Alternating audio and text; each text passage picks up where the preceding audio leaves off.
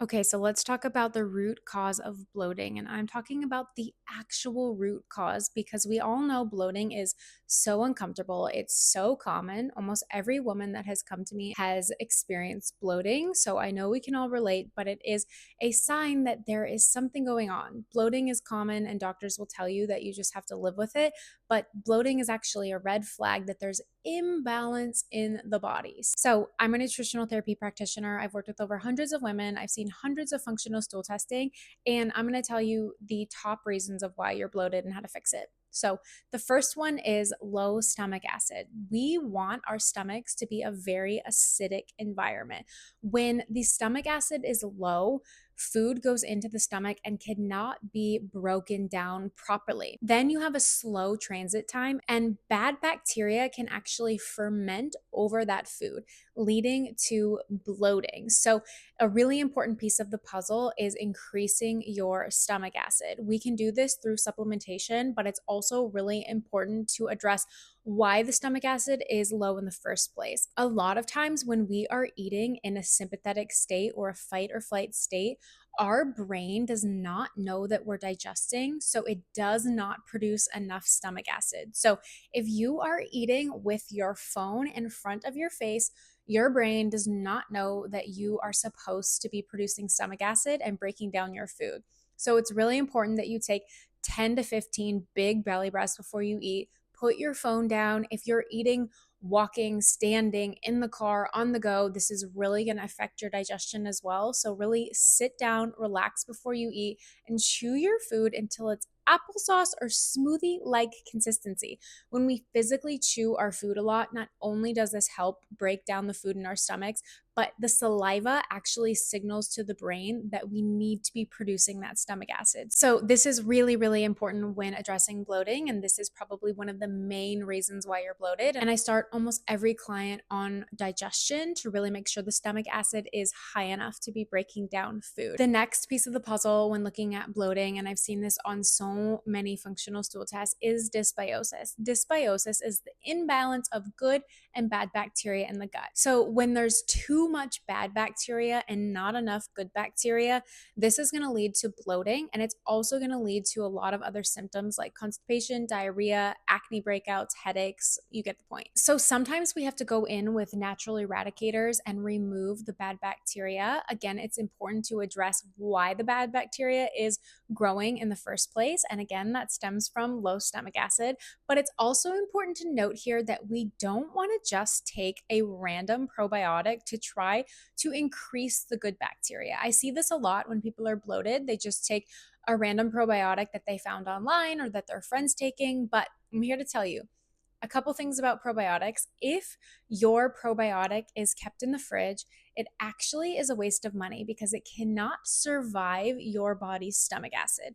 Our bodies are warm, our stomach acid is warm, and if the probiotic can't survive the warmth, it's just a waste of money. So, you want to look for spore based probiotics. The spores are actually going to latch onto the intestinal wall and help repopulate that good bacteria. But it's really important to note here that taking the wrong probiotic can actually encourage the bad bacteria in the gut to grow and lead to more bloating. So, this is why it's really important to work with a nutritional therapy practitioner like myself to really get a personalized supplement protocol based off of your stool testing and symptoms. If you're waking up and you're bloated, this can be parasites. Now, parasites are very common. I always say if you have a pulse, you have a parasite, and that does not mean that everybody has this 12-inch long worm in their body. Sometimes parasites can be microscopic to the human eye, and in an ideal world and in a healthy body, we are able to be exposed to these toxins and bad bacteria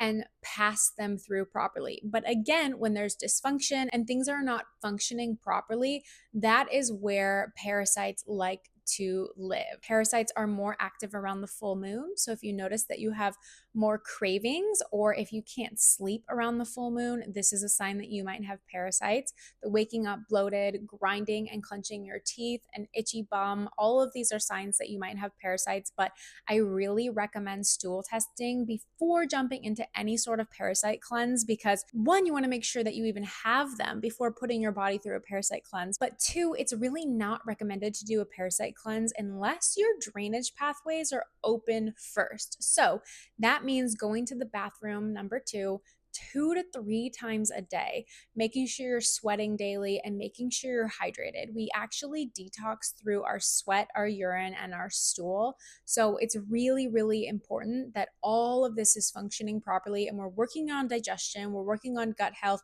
and then addressing parasites. Candida is also really common with bloating, and a lot of times when there's candida, there is parasites, worms, heavy metals, mold, other things, because candida is a fungus or a yeast, and that fungus and yeast are actually keeping you safe and they're protecting you from something else, whether it's bacteria hiding in biofilm, parasites, mold, you get the point. So candida is a really important thing to address. On that note, too, we never want to be consuming a lot of cold foods. If you think of candida and yeast, it's kind of like a wet, swampy, and damp environment, and there's too much dampness in the body. In Chinese medicine, that is what this is. It's too much dampness. So when you consume a lot of cold foods like cold ice water, smoothies, ice lattes, just raw vegetables in general, it's really hard on the digestive system and it creates more dampness. So we want to be having a lot of warm beverages, warm soups, a lot of things that are really going to help speed up our digestive fire. That's really important if you are dealing with candida. Candida can also make you crave sugar and processed carbs, and the more you eat of those things, the more you're going to feel bloated, and it's kind of a never-ending cycle. So again, this is why stool testing is really important to see if you even have that. Food sensitivities can also be a reason why you're bloated. This is a big symptom. I do have another video on food sensitivities and leaky gut. It's really important if you have food sensitivities that you're addressing the leaky gut. That's why you have food sensitivities in the first place, because you have leaky gut.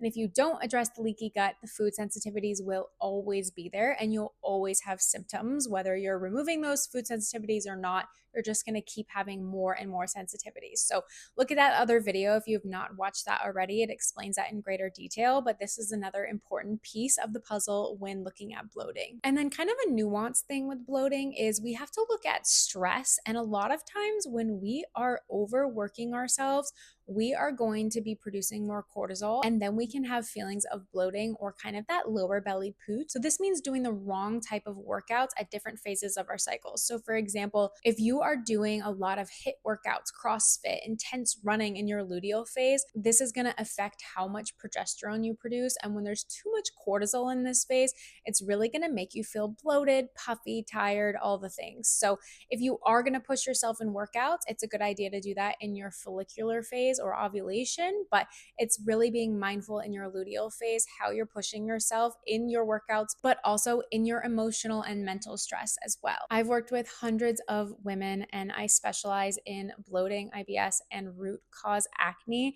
So if you are finally ready to get to the root cause of your bloating, you can book a free discovery call with me to make sure that we're a good fit. You can see if functional stool testing or food sensitivity testing is right for you. You can book a call at rootcauseacneco.com, or feel free to email me at rootcauseacneco@gmail.com. I'm more than happy to chat, or feel free to DM me on Instagram. I'm rootcauseacneco on Instagram and socials. Bloating is not something that you have to live with, and I promise you it can be fixed. I'm happy to help in any way that I can.